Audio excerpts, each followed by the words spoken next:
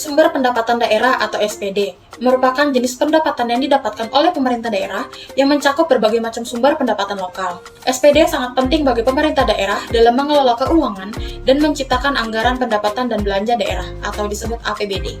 Jadi hal ini merupakan hak pemerintah daerah yang diakui sebagai penambah nilai kekayaan bersih dalam periode anggaran tertentu.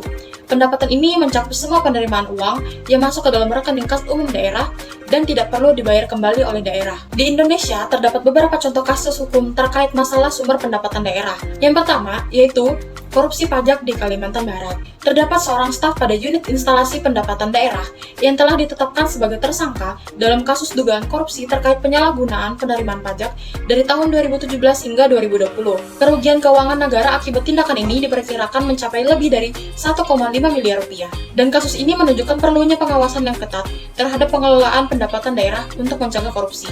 Kasus kedua yaitu penyimpangan anggaran di Bekasi, yang dimana Badan Pemeriksa Keuangan atau BPK menemukan indikasi penyimpangan anggaran di Kota Bekasi pada tahun 2008 dengan total penyimpangan mencapai 83 miliar rupiah. Penyimpangan ini mencakup kekurangan penerimaan dari pajak bumi dan bangunan, serta administrasi yang tidak sesuai. Laporan BPK tersebut mengindikasikan bahwa dana pendapatan yang seharusnya diterima oleh pemerintah daerah tidak dipungut atau tidak disetorkan. Yang pertama, pajak daerah merupakan iuran yang wajib dibayar oleh individu dan badan hukum di wilayah administratif sebuah daerah. Ini seimbang tanpa imbalan langsung dan digunakan untuk pembangunan daerah dan biaya penyelenggara pemerintah daerah.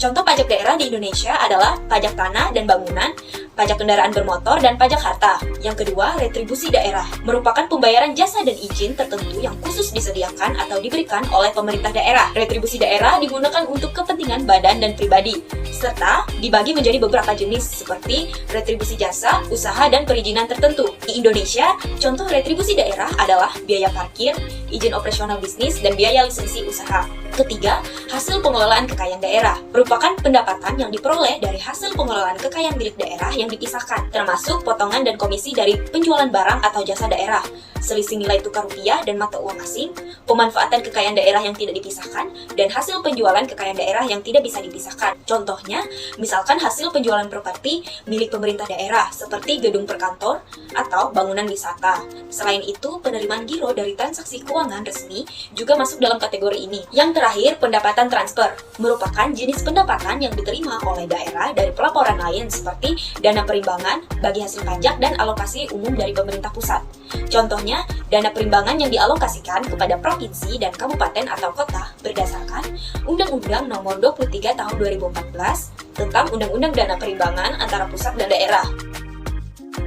Kesimpulan yang dapat kami ambil adalah sumber pendapatan daerah merupakan keseluruhan penerimaan yang diperoleh daerah untuk mendanai pembangunan dan pelayanan publik yang terdiri dari 3 komponen utama.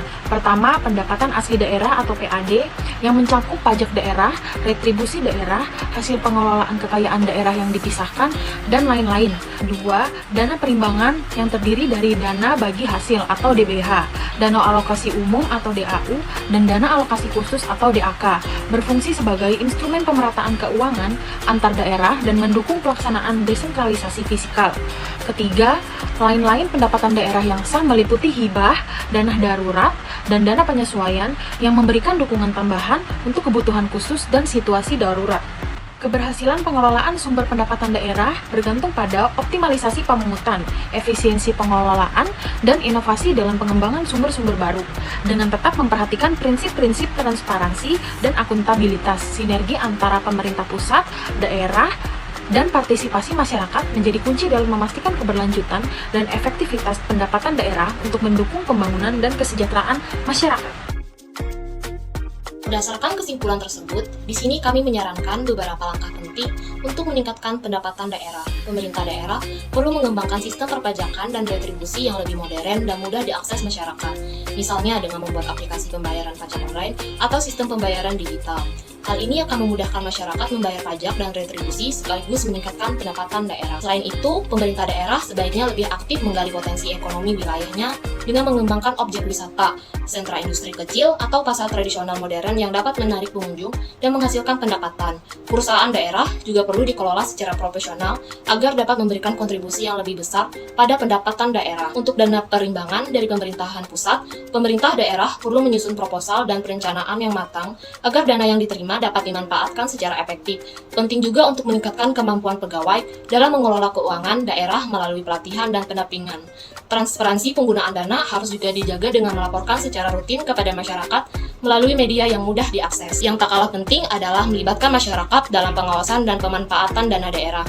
Pemerintah bisa membuat forum diskusi rutin dengan tokoh masyarakat, pengusaha, dan akademisi untuk mendapatkan masukan tentang penggunaan dana yang lebih tepat sasaran. Dengan pendekatan yang lebih terbuka dan melibatkan berbagai pihak, diharapkan pendapatan daerah dapat dikelola dengan lebih baik untuk kesejahteraan masyarakat.